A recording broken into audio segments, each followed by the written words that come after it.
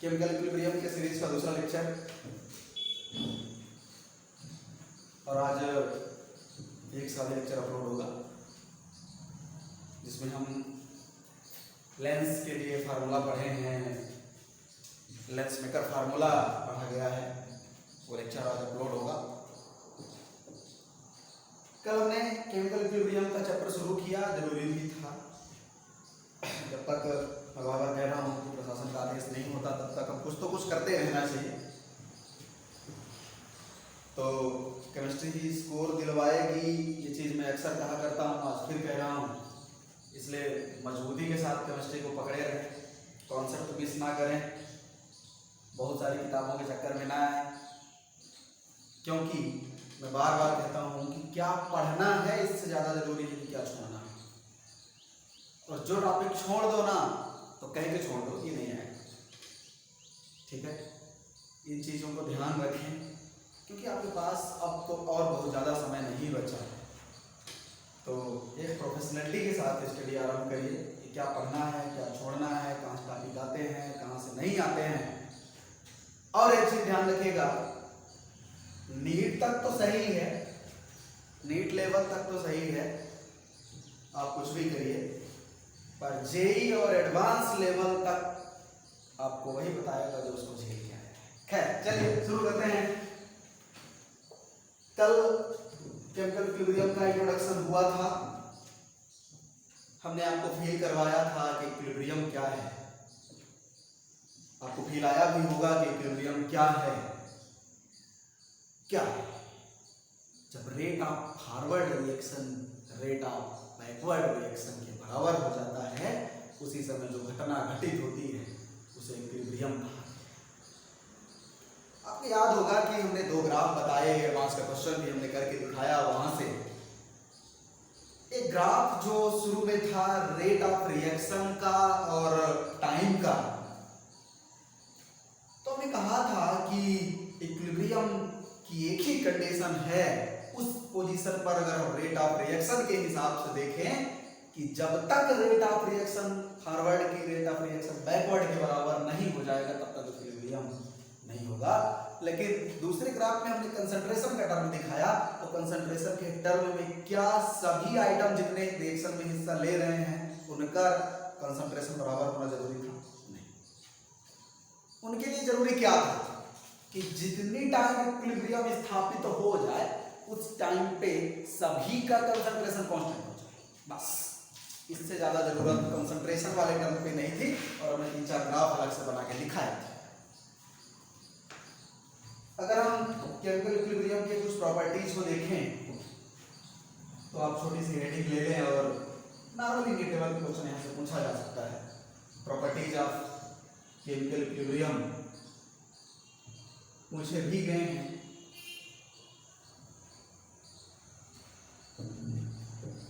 पहली प्रॉपर्टी आप जानते हैं, इसका नेचर क्या है? डायनामिक।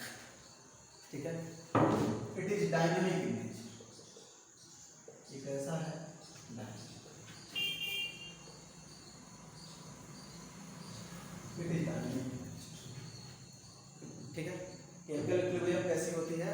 डायनामिक। दूसरा, इनिशियल कंसंट्रेशन पे इक्विलिब्रियम पॉइंट डिपेंड नहीं करता। ध्यान से बहुत इंपॉर्टेंट पॉइंट, इनिशियल कंसंट्रेशन पे इक्विलिब्रियम पॉइंट डिपेंड नहीं करता। ऐसे लिखे बहुत important point, equilibrium point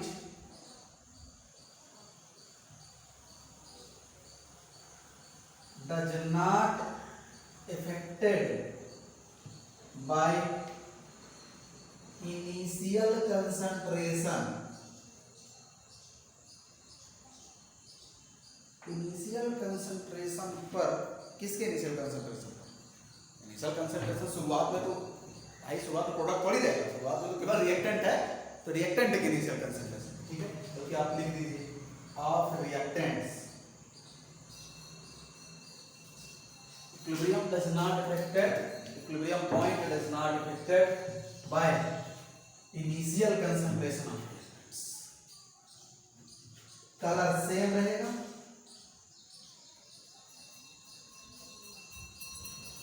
pressure भी सेम रहेगा। क्या मतलब है इस चीज का, समझिए इस चीज को। कलर सेम रहेगा, प्रेशर भी सेम रहेगा, यद्यपि डेंसिटी भी सेम रहेगी। बहुत इंपॉर्टेंट पॉइंट ये सारी चीजें थ्योरी के हिसाब से। जैसे मैं आपको नॉर्मली N2+3H2 से अमोनिया बनाने के वाले एग्जाम्पल के बाद में हमेशा करता आया हूं। मैंने कहा कि शुरुआत में मान लेता हूं कि इसके 2 मोल हैं, इसके 1 मोल है, ऐसा मैं कुछ कह दूं, या कि इसके 1 मोल हैं, मान लेते हैं इसके 10 मोल हैं, इसके 20 मोल हैं, ऐसा कुछ कह देता हूं। और मैं ये कहता हूं कि इक्विलिब्रियम तब होगा, मैं कह रहा हूं अपने से, हर एक इक्विलिब्रियम की, हर एक रिएक्शन की एक कंडीशन होती है। मैं ऐसा कह रहा हूं कि इसका इक्विलिब्रियम तब होगा जब N2 और H2 का रेशियो कंसंट्रेशन का 1:3 होगा। तो मैं इसको ऐसे कर दे रहा हूं क्योंकि कंसंट्रेशन को ऐसे आप करते आए हैं, मैं ऐसे कर रहा हूं। ठीक है, मैं क्या कह रहा हूं कि इस रिएक्शन का इक्विलिब्रियम तब होगा, ठीक से नहीं, आप याद ना कर लेना, मैं समझा रहा हूं। मैं कह रहा हूं कि इस रिएक्शन का जब ये 10 मोल शुरुआत में था, ये 20 मोल शुरुआत में था, तो इसका इक्विलिब्रियम पॉइंट तब आया जब ये और इसका रेशियो 1:3 हो गया। ठीक, तो हमारे कहने का तात्पर्य ये है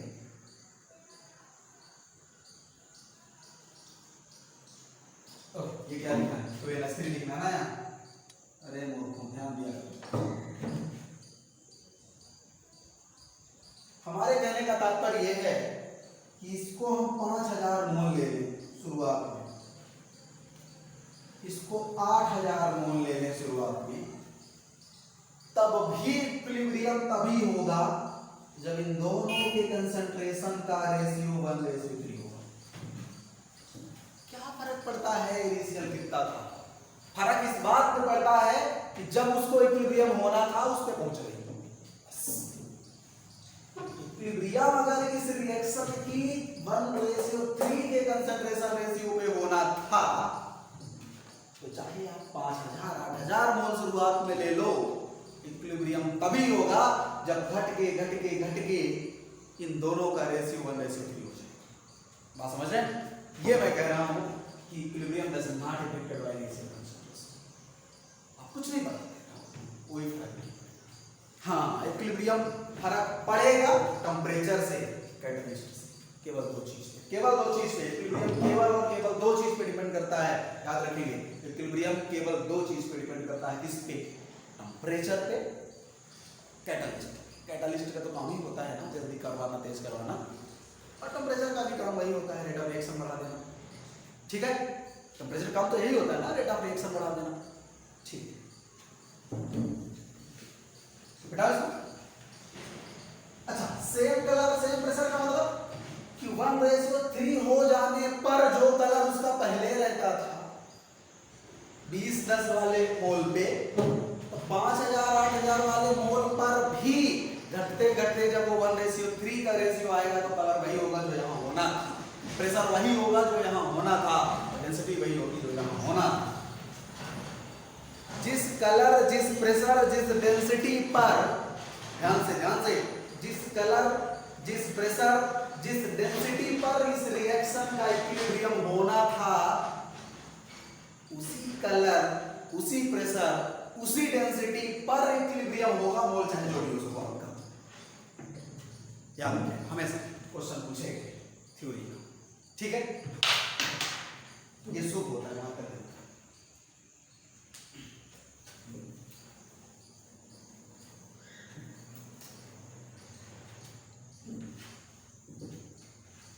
एक और बहुत महत्वपूर्ण पॉइंट, इक्विलिब्रियम दोनों दिशाओं से अचीव किया जा सकता है। मतलब रिएक्शन चाहे आप आगे से स्टार्ट करिए चाहे पीछे से, इक्विलिब्रियम दोनों जगह से प्राप्त होगा। ठीक है, इक्विलिब्रियम दोनों जगह से प्राप्त होगा और इक्विलिब्रियम पॉइंट भी वहीं मिलेगा जहां उस रिएक्शन का मिलना था। लिखेंगे इस पॉइंट को भी,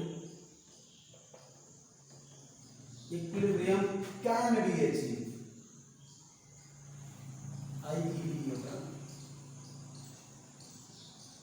both directions.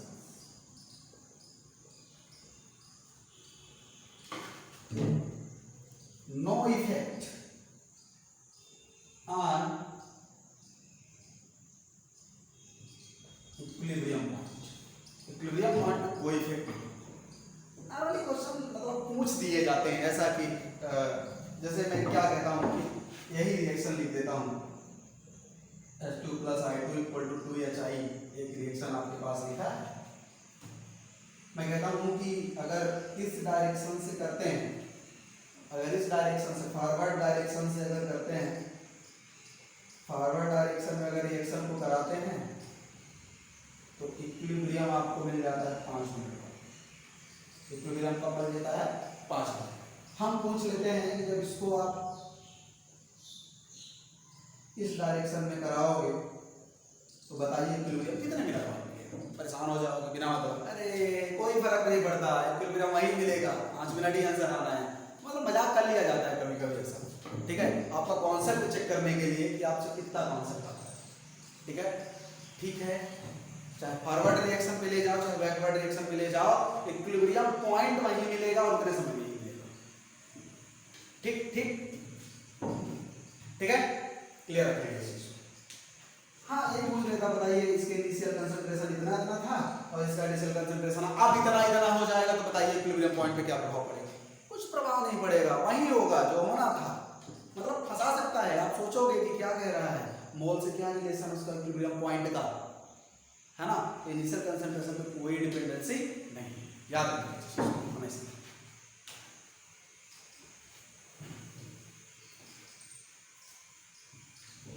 मेरे हिसाब से इक्विलिब्रियम आपको समझ में आना है.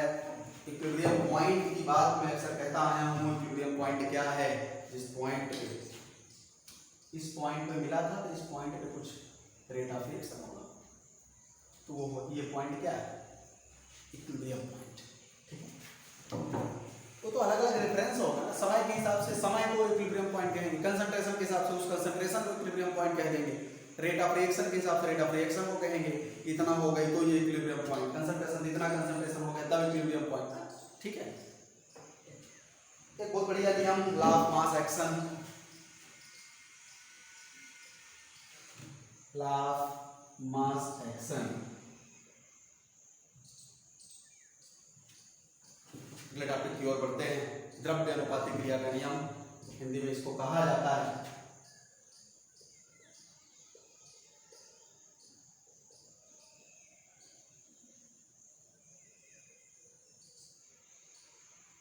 द्रव्य अनुपातिक क्रिया का नियम इसको कहा जाता है. गुलबर्ग और बागे, गुलबर्ग मैं स्पेलिंग नहीं जानता हूँ, हिंदी में बता रहा हूँ. गुलबर्ग और बागे नाम के वैज्ञानिक, उन्होंने इस नियम को दिया था. मान लो कभी कोई मजाक कर ले, बताओ लॉ ऑफ मास एक्शन किसने दिया था? तो गुलबर्ग और बागे नाम के वैज्ञानिक थे, उन्होंने इसको दिया था. आप लिख लें, मैं लिख देता हूँ, हिंदी में लिख देता हूँ. गुलबर्ग और बागे नाम था इनका वैज्ञानिकों का. 2 आदमी थे, 2 आदमी ने मिलकर दिए. उन्होंने कहा कि अगर एक रिएक्शन है, अगर आप एक रिएक्शन है A + B से C + B बन. अच्छा, 2-3 चीजें और जो मैं नहीं बताया वो अभी मुझे याद आई. पहली बात, कैटलिस्ट का उपयोग करने से इक्विलिब्रियम पॉइंट पर प्रभाव पड़ेगा. पर कैटलिस्ट का काम ही है ना थोड़ा रिएक्शन को जल्दी करवा दे, तो रेट ऑफ रिएक्शन थोड़ा बढ़ जाएगा, इक्विलिब्रियम पॉइंट थोड़ा पीछे आ जाएगा, मतलब थोड़ा और जल्दी इक्विलिब्रियम हो जाएगा. ठीक है, और एक बहुत इंपॉर्टेंट बात, इक्विलिब्रियम सदैव बंद बर्तन में होती है, सदैव बंद बर्तन में होती, खुले बर्तन में इक्विलिब्रियम हो ही नहीं सकती. ठीक है, ठीक है, सदैव बंद बर्तन. ठीक, A + B C + D एक रिएक्शन था. उन्होंने कहा कि जो फॉरवर्ड रिएक्शन है, रेट ऑफ फॉरवर्ड रिएक्शन, उन्होंने कहा कि जो रेट ऑफ फॉरवर्ड रिएक्शन वो डायरेक्टली प्रोपोर्शनल होगा A और B. A और अब आपको परिचय होना चाहिए इस चीज से कि ये बड़े ब्रैकेट में क्यों लिखा गया. भाई केमिकल काइनेटिक्स पढ़ के आए हैं, उसके पहले हमने क्लास में भी इस चीज को यूज किया. क्लास में किया था कि नहीं किया था? इलेक्ट्रोकेमिस्ट्री में यूज किया था कि नहीं? नहीं किया था सर। केमिकल काइनेटिक्स में यूज किया आपको। अगर कोई चीज ना बड़े ब्रैकेट के अंदर लिखी जाती है तो उसे कहते हैं एक्टिव मास। क्या कहते हैं? Active mass. ये चीज हमने वहां नहीं बताया था क्योंकि इक्विलिब्रियम में पढ़ा जाता है ये चीजें, तो जो जहां की है वहीं पढ़ा था, ज्यादा ठीक है। अगर कोई चीज बड़े ब्रैकेट के अंदर लिख दिया तो उसे क्या कहते हैं? Active mass. अब समस्या ये है कि एक्टिव मास क्या है भाई? एक्टिव मास को हम दो तरह से डिफाइन करेंगे। एक्टिव मास को हम दो तरह से डिफाइन करेंगे। एक्टिव मास ध्यान से देखिएगा। एक्टिव मास बड़े ब्रैकेट के अंदर लिख दिया गया तो वो क्या है? Active mass. बड़े ब्रैकेट के अंदर लिख दिया गया तो क्या है वो? Active mass. एक्टिव मास को हम दो तरह से डिफाइन करेंगे। अगर लिक्विड है तो मोलरिटी, ध्यान से, अगर लिक्विड है तो मोलरिटी, और अगर गैस है तो पार्शियल प्रेशर, और अगर गैस है तो क्या? हम अभी तक मोलरिटी और प्रेशर डायरेक्ट वहां पे रख के सॉल्व कर दिया करते। अब समझिए इस चीज को। एक्टिव मास क्या है? एक्टिव मास क्या है? अगर लिक्विड है तो मोलरिटी यूज करेंगे हम उसके लिए। एक्टिव मास मतलब क्या फील आना चाहिए, है क्या ये एक्टिव मास? देखिए अगर कोई 10 ग्राम है ना, मान लेते हैं एक हमने 25 ग्राम लिया है, तो 25 ग्राम रिएक्शन में हिस्सा नहीं लेंगे बेटा, 25 के 25 ग्राम नहीं लेंगे। मान लो 20 ग्राम ले रहा है, 20 ग्राम उसका एक्टिव मास है। ठीक है, किसी भी रिएक्टेंट का जितना मास रिएक्शन में हिस्सा ले रहा है उसे उसका एक्टिव मास कहते हैं। ठीक है, तो कंसंट्रेशन टर्म डिफाइन कर दिया गया। ठीक है, हम मोलरिटी को एक्टिव मास के बराबर मान लेंगे अपने जुगाड़ के। ठीक है, और प्रेशर में पार्शियल प्रेशर को हम मान लेंगे गैस के हिसाब से एक्टिव मास, और सॉल्व कर देंगे, न्यूमेरिकल सॉल्व होंगे और आएंगे। ठीक है, क्लियर है? पर अगर मान लीजिए एडवांस लेवल पे या कि कभी मजाक कर लिया कि बताइए हमने ले लिया कि ए और बी का 25 और 30 ग्राम लिया गया था, जिसमें ए का 10 ग्राम और बी का 5 ग्राम रिएक्शन में भाग लिया, तो फिर आपको क्या मोलरिटी निकालने जाने की जरूरत है? नहीं। तब उस दिन काम में आएगा कि आपको पता होना चाहिए कि एक्टिव मास क्या है।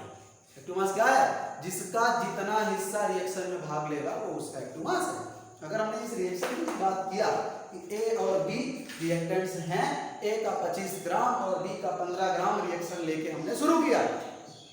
रिएक्शन से ये पाया गया कि ए का 10 ग्राम और बी का 5 ग्राम ही रिएक्ट कर रहा है। क्या बता रहा है ये? एक्टिव मास बता रहा है कि भले आपने 25 ग्राम 10 ग्राम लिया था, पर जितना भाग उसका रिएक्शन में हिस्सा लेगा वो एक्टिव मास है। और अगर इस तरह की कोई बात नहीं किया है कि कितना मास रिएक्शन में हिस्सा ले रहा है, आपको मोलरिटी निकालने का हिंट दिया है, मतलब क्या नंबर ऑफ मोल्स दे दिया है और वॉल्यूम्स दे दिया है, कैसे भी करके पूछ सकता है ना आपसे। अगर तो न्यूमेरिकल अगर करवाना ही होगा तो फिर तो एक्टिव मास करवा ही देगा, या कि प्रेशर दे देगा, या कि मोलरिटी निकालने का जुगाड़ देगा, कुछ ना कुछ तो देगा ही। ठीक है, तो उन्होंने कहा कि रेट ऑफ फॉरवर्ड रिएक्शन क्या होता है? रिएक्टेंट्स के एक्टिव मास के प्रोडक्ट के डायरेक्टली प्रोपोर्शनल होता है। क्या रेट ऑफ फॉरवर्ड रिएक्शन क्या होता है? रिएक्टेंट्स के एक्टिव मास के प्रोडक्ट्स के डायरेक्टली प्रोपोर्शनल होता है। और उन्होंने कहा कि रेट ऑफ बैकवर्ड रिएक्शन, कुछ समय बाद जब ये बन जाएंगे तो सी और डी के भी इस तरह से होगा। ठीक है, इस इतना ही कहा हमने, इससे ज्यादा उन्होंने कुछ नहीं कहा। पर इनके कहे के अनुसार कुछ वैज्ञानिकों ने बड़ा बढ़िया क्या कहते हैं, गुलवर्ग ने इतना कह दिया और आगे ने इसको डिराइव कर दिया आगे करके। तो चलते हैं आगे, देखिए आता है आगे, ये देखते हैं। ये चीज आप ले लीजिएगा बहुत अच्छे से। ए है एक्टिव मास दो तरह से, लिक्विड के लिए मोलरिटी और गैस के लिए पार्शियल मास। ठीक है, अच्छा एट इक्विलिब्रियम पॉइंट, इक्विलिब्रियम पर क्या rate of forward reaction rate of backward reaction के बराबर? मतलब अगर हम एक स्टेप इसको सॉल्व करें और देखिए rate of forward reaction equal to लगा दें क्योंकि प्रोपोर्शनलिटी को यहाँ डायरेक्ट नहीं ले सकते। ठीक है, तो एक कांस्टेंट लेके आएंगे केएफ, ये क्या है equilibrium constant for forward reaction. KF लेके आए हैं equilibrium constant for forward reaction, और ये तो A भी रहेगा, और यहाँ पे रेट ऑफ बैकवर्ड रिएक्शन क्या हो जाएगा, इसको हम K भी लिख दें।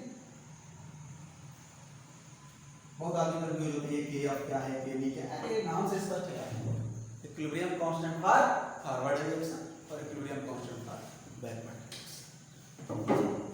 अगर हम R और F को लिख रहे हैं KF A into D और उसको लिख रहे हैं KB C into D एक तो मास के साथ, तो क्या KF अपान KB निकाल सकते हो?